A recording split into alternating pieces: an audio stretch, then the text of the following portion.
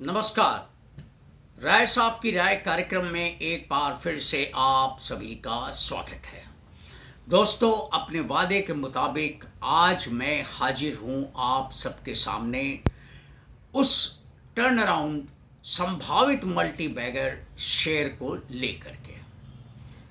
ये शेयर और कोई नहीं, ये महिंद्रा ग्रुप से जुड़ा हुआ शेयर है।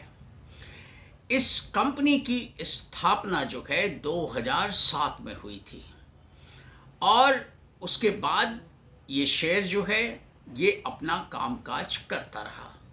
पिछले 5 वर्षों से लगातार इसके प्रॉफिट में, इसके रिटर्न ऑन इक्विटी में, ईपीएस में और बाकी जितने भी मैट्रिक्स हैं जिनसे कि एक शेयर की खूबी या शेयर की मजबूती या शेयर की ग्रोथ वैल्यू आंकने में मदद मिलती है, वो सभी में जो है वो गिरावट का रुख अचानक शुरू हो गया। और पिछले 2 साल से ये शेयर जो है वो लड़खड़ा सा गया और इसका कामकाज भी उसी तरीके से लड़खड़ा गया। अब ये शेयर है कौन, बताने के पहले मैं आपसे एक चीज़ स्पष्ट कर देना चाहता हूँ कि ये ना तो कोई रिकमेंडेशन है, ना इन्वेस्टमेंट एडवाइस है। प्लीज़ जो कुछ भी आपको फैसला लेना है निवेश संबंधी, आप अपने इन्वेस्टमेंट एडवाइज़र से अपने होमवर्क के आधार पर ही लें। तो आगे बढ़ते हैं। ये शेयर और कोई नहीं बल्कि इसका नाम है इस कंपनी का जिसका ये शेयर है, वो है महिंद्रा लॉजिस्टिक। इसे न तो महिंद्रा एंड महिंद्रा ग्रुप ने कहीं से एक्वायर किया है, न कि कहीं से खरीदा है। ये विशुद्ध रूप से महिंद्रा एंड महिंद्रा ग्रुप द्वारा प्रमोटेड ये कंपनी है और ये लॉजिस्टिक के क्षेत्र में कार्यरत है। आप सभी को मालूम है कि आने वाले सालों में जैसे पिछले कई दशकों से लॉजिस्टिक का महत्व दिन पे दिन बढ़ता जा रहा है और इसकी ज़रूरत चाहे कॉरपोरेट हो, चाहे वो निजी हमारे आपकी ज़रूरत हो, चाहे वो अन्य कोई जो प्रतिष्ठान हैं उनको, हमेशा से लॉजिस्टिक जो है वो एक अहम अर्थव्यवस्था की कड़ी का हिस्सा रहा है। तो ये एक ऐसे महत्वपूर्ण क्षेत्र में कार्यरत है जहाँ की संभावनाएं प्रबल हैं, काफ़ी लंबी चौड़ी संभावनाएं हैं, रनवे बहुत बड़ा है और इसके अंदर तमाम किस्म की इंटीग्रेसीज हैं, स्पेशलिटीज़ हैं, अलग अलग तरीके के सेगमेंट्स हैं लॉजिस्टिक के अंदर भी, जैसे B2B हुआ यानी बिजनेस टू बिजनेस हुआ, कॉन्ट्रैक्ट लॉजिस्टिक हुआ, उसके अलावा जो है वो मोबिलिटी हुई, मोबिलिटी सोल्यूशन, ये सब तमाम सेगमेंट्स ऐसे हैं, एक्सप्रेस पार्सल, ये सब चीज़ें जो है वो इस लॉजिस्टिक क्षेत्र के अंदर आती हैं। तो संभावनाएं तो जिस क्षेत्र में ये कंपनी कार्यरत है वो बहुत बहुत बहुत व्यापक हैं।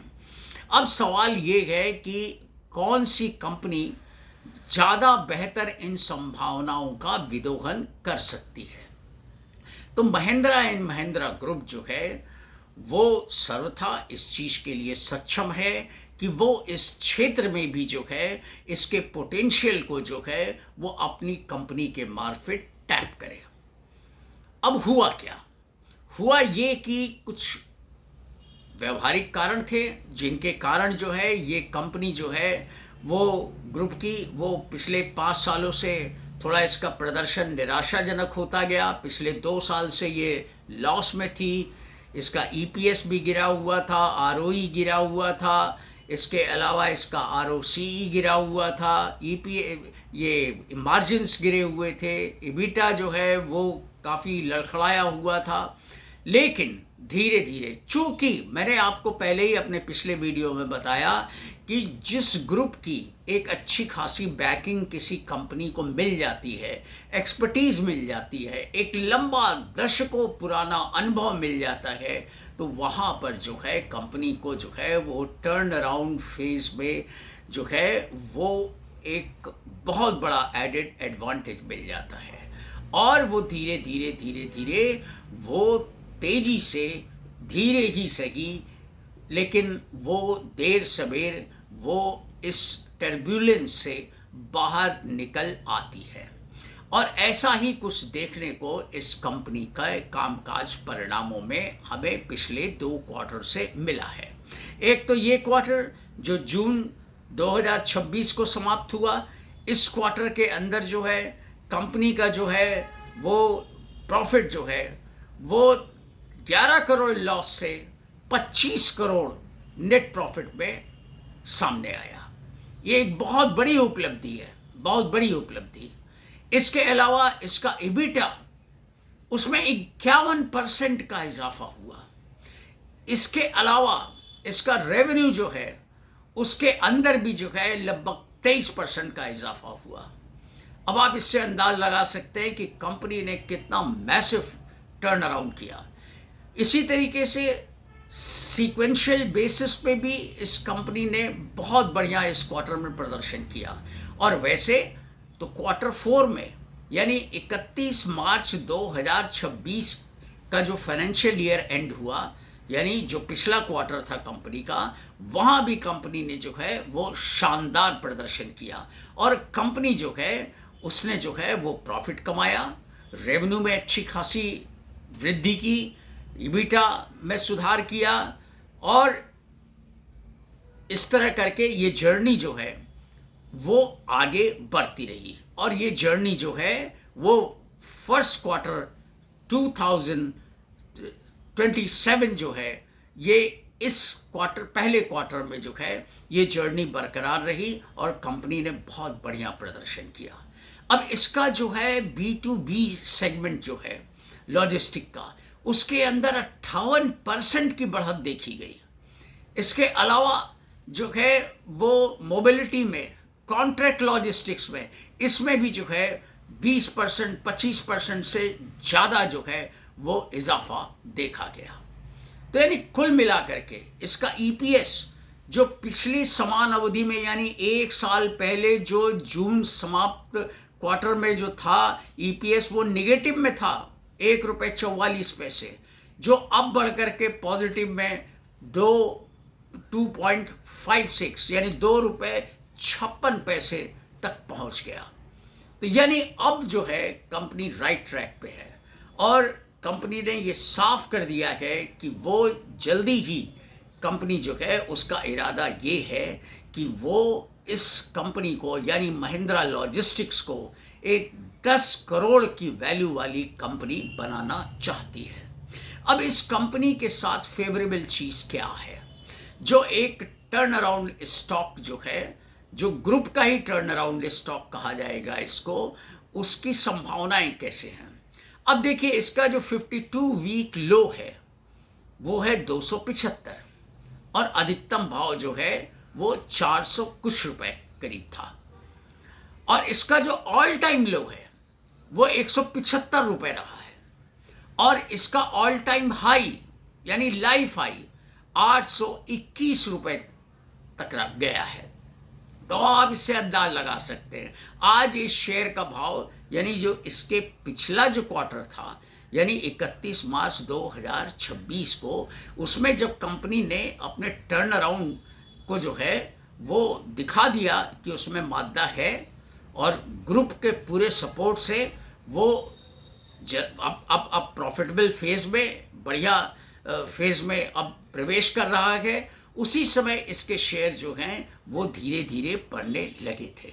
लेकिन हमेशा जैसे मैटर ऑफ कॉशन आदमी जो है उसको ये देखना चाहिए कि एक क्वार्टर में तो कर लिया, लेकिन दूसरे क्वार्टर में कंसोलिडेटेड बेसिस पे जो है कंपनी क्या परफॉर्म करेगी। कहीं ऐसा तो नहीं कि एक क्वार्टर में उसने बेहतर प्रदर्शन किया और दूसरे में फिर जो है उसके साथ कुछ प्रॉब्लम आई, लेकिन ऐसा हुआ नहीं। अब लगता है जैसा अब तक कंपनी ने पिछले क्वार्टर में, इस क्वार्टर में जो अभी हाल में समाप्त हुआ है, इस क्वार्टर 2 और पिछले क्वार्टर दोनों क्वार्टर्स में जिस तरीके से कॉन्सिस्टेंटली अपना मार्जिन बढ़ाया है, EBITDA बढ़ाया है, ROE बढ़ाया है, EPS बढ़ाया है, तो नेट प्रॉफिट बढ़ाया है। तो इससे एक अब स्पष्ट अनुमान लग रहा है कि कंपनी जो है वो अब बिल्कुल सही दिशा में जा रही है, और इसके अंदर कोई निवेशक जो है थोड़ा बहुत तो जोखिम, देखिए ये शेयर बाजार है, इस शेयर बाजार में जोखिम और मैसिव रिटर्न ये दोनों एक साथ चलते हैं। तो थोड़ा बहुत जोखिम तो अभी भी मैं नहीं कह सकता कि ये पूरी तरीके से ख़त्म हो चुका है, लेकिन अब महिंद्रा ग्रुप जैसे जो ग्रुप है ये बहुत कम है हिंदुस्तान में। तो उस ग्रुप की अगर ये कंपनी है और महिंद्रा ग्रुप का पूरा इसको जो है वो सपोर्ट है, तो ऐसी स्थिति के अंदर जो है अब इसके लिए और आगे जो है नई मंजिलें जो हैं वो प्राप्त करना, मुकाम तक पहुंचना वो काफ़ी आसान सा लगता है। तो अब ऐसी स्थिति के अंदर करना क्या चाहिए? अब ऐसी स्थिति के अंदर जो है अभी थोड़ा एक आगे बढ़ने के पहले हम कुछ और इसकी मैट्रिक्स पे थोड़ा सा ध्यान दें तो ज़्यादा बेहतर होगा। एक तो एक सबसे बड़ी खूबी ये है कि ये शेयर मात्र 10 रुपये फेस वैल्यू का है। ये 2 रुपये, 1 रुपये या 5 रुपये फेस वैल्यू का नहीं है। उस पे जो है आज इसका भाव 400 के ऊपर है। अब एक तो ये हो गया पॉजिटिव चीज़। दूसरी चीज़ ये है कि इसका प्राइस टू बुक वैल्यू जो है वो लगभग 3.25 रुपये के आसपास है, जो हम ये कह सकते हैं कि एक जिस कंपनी का पुराना ट्रैक रिकॉर्ड बहुत अच्छा रहा है, लेकिन बीच में कुछ टर्बुलेंस के कारण जो है इसके कामकाज में जो है थोड़ा सा ग्राफ उसका नीचे जाने लगा। तो ऐसी स्थिति में जो है प्राइस टू बुक वैल्यू मुझे बहुत ज़्यादा नहीं दिखाई देता।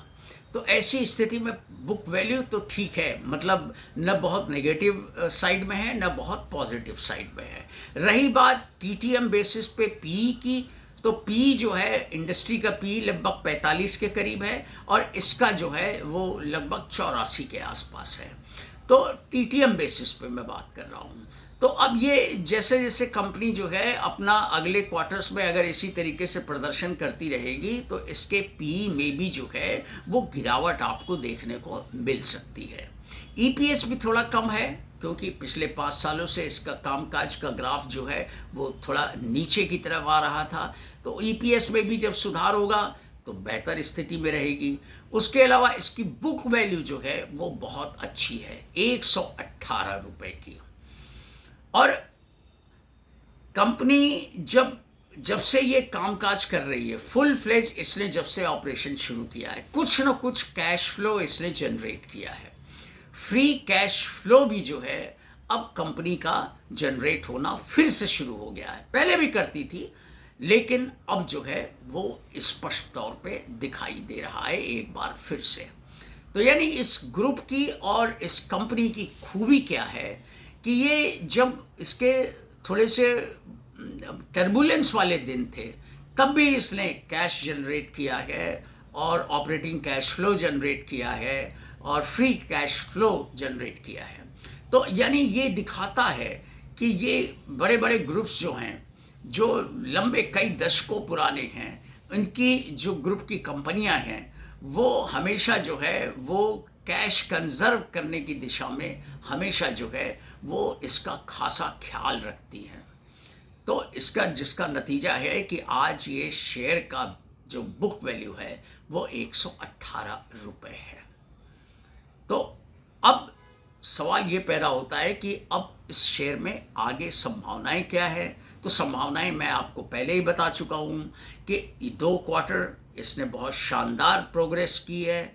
आगे भी उम्मीद है, जो अभी 21 जुलाई को जो अर्निंग्स कॉल हुई थी इसकी कंपनी की, उसमें इन्होंने जो है बहुत अच्छे गाइडेंस दिए हैं। आगे का भविष्य जो है उसके हिसाब से काफ़ी बेहतर लगता है। तो ऐसी संभावनाओं में जो है थोड़ा थोड़ा कोई निवेशक जो है वो उसके लिए थोड़ा रिस्क रह गया है, अब ज़्यादा रिस्क नहीं है।